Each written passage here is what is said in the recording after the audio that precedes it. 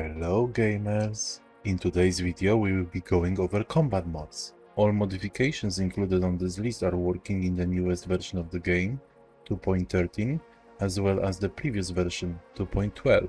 The only difference is the core mods that you have to use.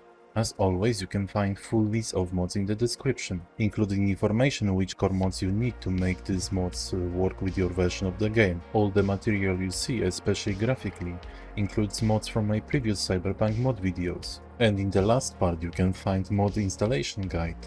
Let's start!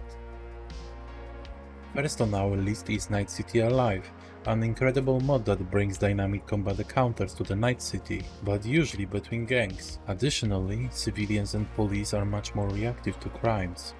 I really adore this mod because it brings much more realism to the life of the city. The only downside is that it requires Red mod to be installed. Luckily, Red mod is available for free on official GOG website, link in the description. After Red mod installation, you need to open Red pre-launcher and enable the mod.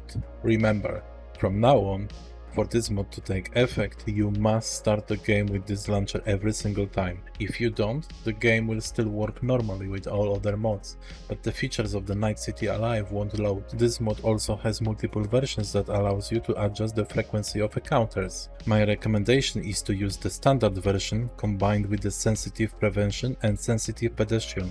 It's because for the intro I was using high gang density and it felt almost like a riot. Now let's take a look at interesting mod that in my opinion is also very underrated. Just check how few downloads it has. Flying Tank Enhanced Basilisk is a standalone vehicle, functioning like normal Basilisk but can fly.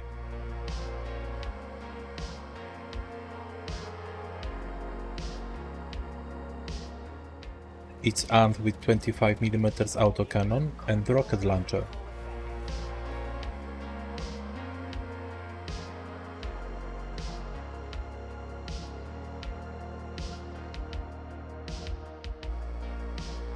There is two versions, Militech and Aldecardos, which differs only visually. It's absolutely badass and fun mod, I really recommend it to everyone. After installation you can get it conventionally through the car dealer shop or through special mod menu settings. Here you can also adjust steering hotkeys. Generally it avoids smashing people, but I had situation when it happened, and this machine pretty much always crash underneath cars while landing, so be careful. Nope. Or don't. Next is Cyberware X, which adds new cyberware and implant slots to your body, additionally allowing us to use multiple operating systems at once. Same with the cyberarms, you can use rocket launcher with mantis blades for example. I personally use standard version of this mod which locks additional slots behind skill perks, which gives to it a bit progression vibe like in base game. Obviously it's potentially OP, but at the same time it gives us so much more freedom for build compositions. If you plan to combine operating systems, you have to install HUD size fix subfile. Now to use specific system other than Sandevistan, which is like always on E, you need a combination of keys. For example, to trigger Overclock, use E in combination with scan. Full list of combinations you can find in the description. And if you decided to combine multiple cyberarms, you need mod called Cyberarm Cycle. In short, it allows you to switch between them using weapon wheel, which by default is key 5 and then Q on the cyberarm you want to use. Eventually you can also switch weapons using cyberarm key again, by default 4. You can change weapon wheel key in the keybind settings, it's called weapon cycle. Before we go further, please consider subscribing to our channel and leaving a feedback. We create gaming related content, including games and gaming technology comparisons and graphical settings optimization guides. To balance a little bit the capabilities we gain through Cyberware X and make combat more realistic, I recommend checking Hardcore 22 V2 Realistic Combat Overhaul mod. It modifies human enemies so they are no longer bullet sponges, making combat much more dynamic and tactic much more impactful. However, changes works both ways. Enemies are eliminated faster, but so are we.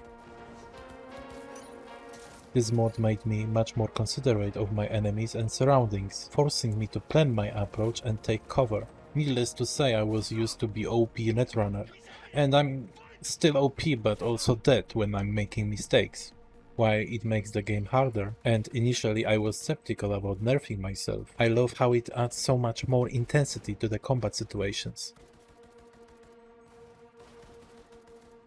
As Cyberpunk is a FPP game that is immersion friendly by itself, good news is that we can enhance it even further with the bodycam mod. Downside is that it's a reshade preset, which can cost some performance. I checked out 3 popular options, 2 publicly available, and 1, unfortunately, behind a Patreon paywall. First is preset by, oh my god, A7MDR34.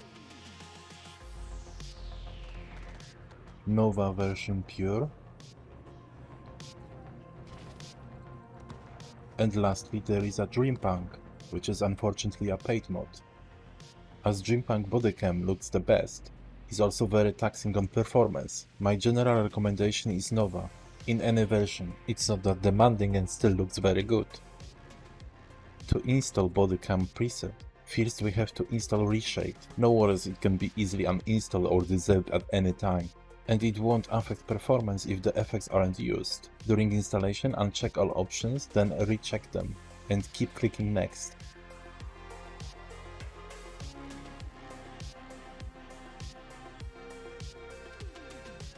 Usually presets are packed in a way that allows you to simply throw them in the main folder of the game, but generally we want the presets to be located in bin, then x64 folder.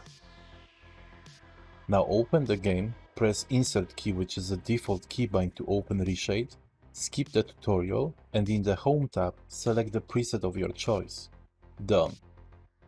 For Nova you will also need to manually adjust the layer size for the vignette effect. I recommend removing all hotkeys for effects and setting up a hotkey in the settings tab to globally toggle all effects at once. This is useful because lens distortion works everywhere, including menus and UI elements. With this button you can easily control it if needed. If you want to disable Reshade without uninstalling it for the future use, go to the bin folder, x64, and rename DXGI file.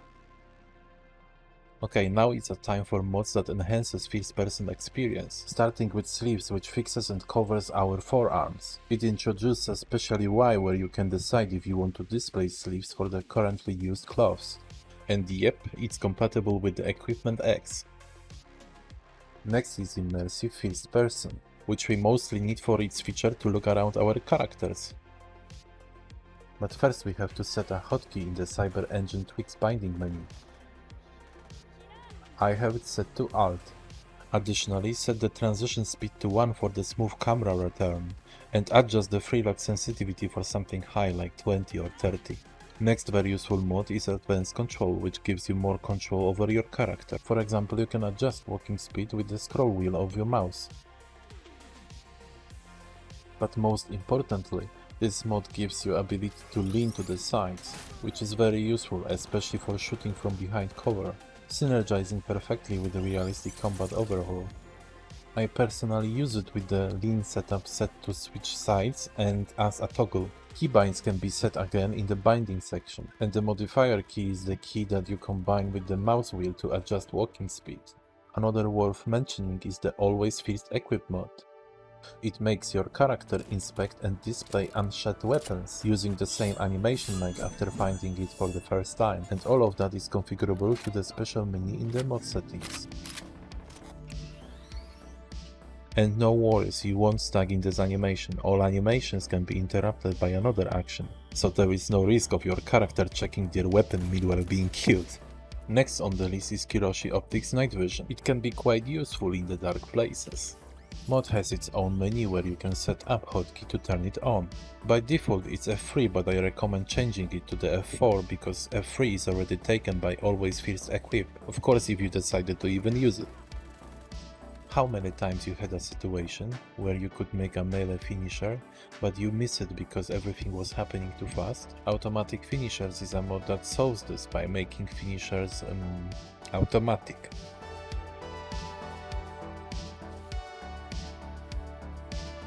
Come, no worries, I will show you something. Goodbye. And it's not a cheat, it only triggers when the standard conditions for a finisher are fulfilled. So you will also need unlocked finishers in skill tree. Additionally, you can personalize this mod by going to R6, Scripts, Automatic Finishers config, and here you can change settings to your liking. Now let's take a look over the mods which tweaks combat in general. Starting with the Ragdoll Physics Overhaul. It's a small but meaningful tweak that changes flexibility and self-collision for ragdolls. From my experience, it really makes enemies fall in a more realistic way. Not that I have real experiences. I promise. More blood splatters. You can probably imagine what this tweak does. It's actually a good mod, especially in combination with other mods from this list and your potential mental disorders.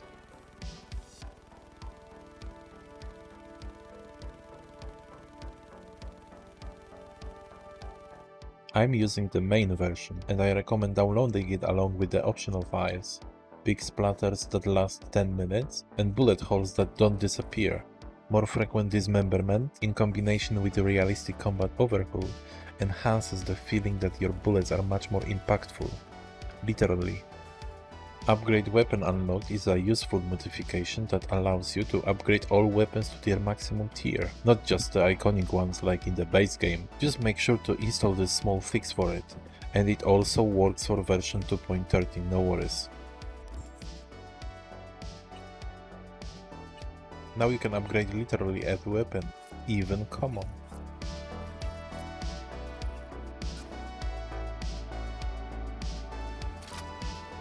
Remember that you can change various settings related to this mod in the mod settings menu. Next is Unequipped Mods, which allows us to take off and change mods for all weapons. Normally we can change attachments, but since 2.0 we couldn't change mods. Now we can.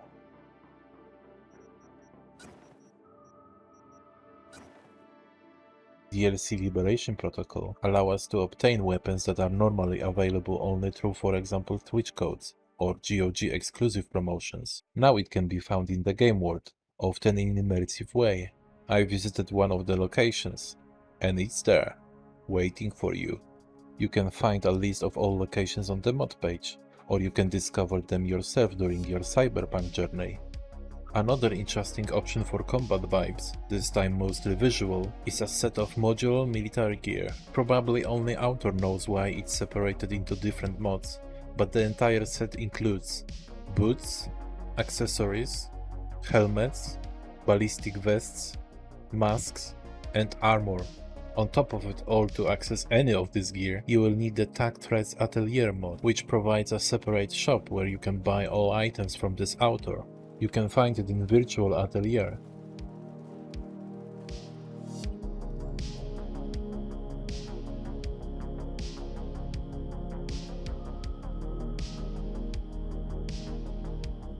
Okay, now it's the time for my favorite weapons and combat cars mods, starting with the Crusher Prototype T, which is an enhanced version of the in-game Crusher shotgun. I simply adore visual effect of the electrified bullets impact from this weapon, and it's even capable of hitting multiple enemies with the electrical arc. I love it.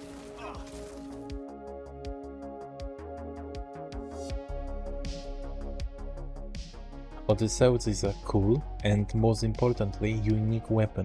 For example, when you shoot through the scope, it functions like a normal smart weapon, but when you fire from the hip, it becomes an absolute menace, firing explosive bullets. Insane weapon.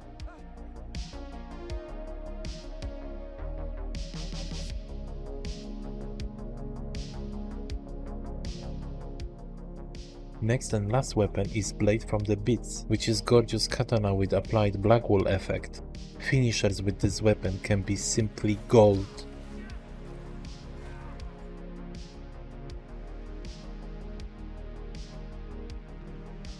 Talking about weapons, Display Stash Weapon is a mod for those of you who struggle to find certain weapons needed for your weapon display, or wants to use iconic weapons while having them displayed at the same time.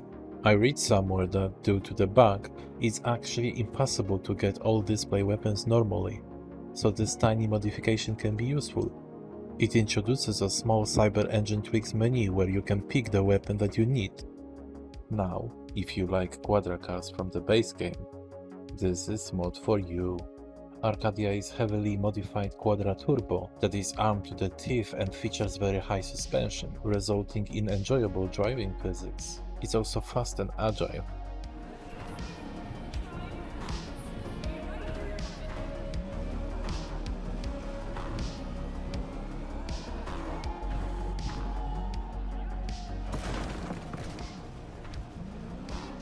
Everything is under control. Just look at this interior.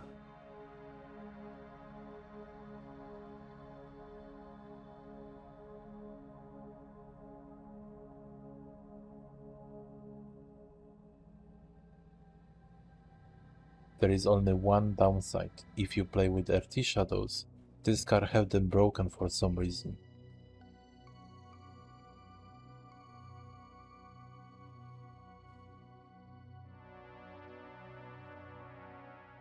The last mod on this list is Delamain 22, which is standalone version of Delamain 21 from the base game. But this version features some interesting modifications.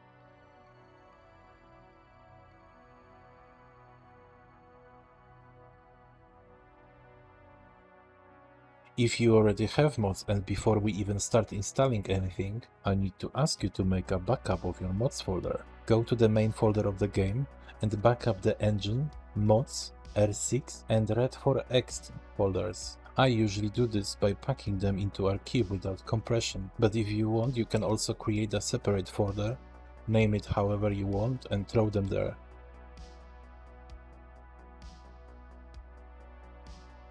Now go to the bin, x64 and make a backup of entire plugins folder.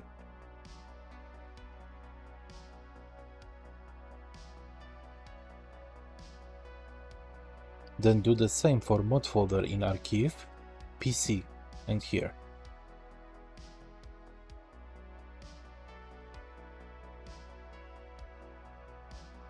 Okay, now the easy part.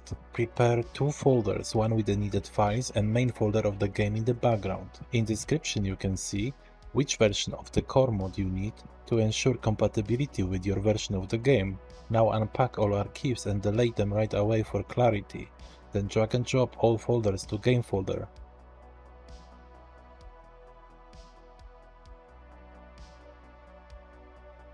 And done. Regardless of which mod you choose from my list, simply download it, unpack it, and again drop it to the folder with the game. It should work. If something goes wrong, delete current folder with the mods, load your backup and try with a different version of the core mods. That's everything I've prepared for this mod list. I hope you found here something that will enhance your experience in Cyberpunk. If you enjoyed the video, please consider subscribing to the channel and leaving a like. I wish you absolutely great time in Night City and see you soon!